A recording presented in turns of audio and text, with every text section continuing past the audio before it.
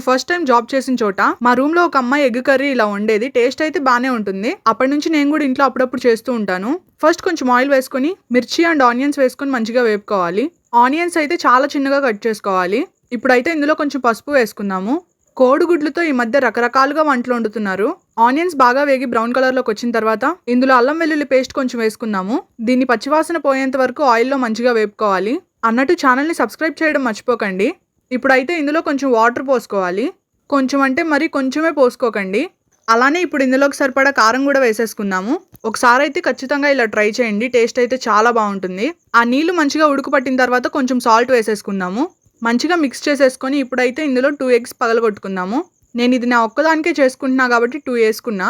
మీరు ఎన్ని కావాలంటే అన్ని గుడ్లు వేసుకోండి. వేసుకున్న తర్వాత పిచ్చి పిచ్చిగా తిప్పకండి. ఆ నీళ్ళలో కొంచెం సేపు ఉడికిన తర్వాత గుడ్డుని సపరేట్ గా తిప్పుకోండి. పెద్ద పెద్ద ముక్కల్లాగే ఉంచుకోండి. ఇంకా వాటర్ అన్ని తగ్గిపోయి కూర దగ్గరికి వస్తే మన ఎగ్ కర్రీ అయిపోయినట్టే. వేడి వేడి అన్నంలో వేసుకుని తింటే అబ్బా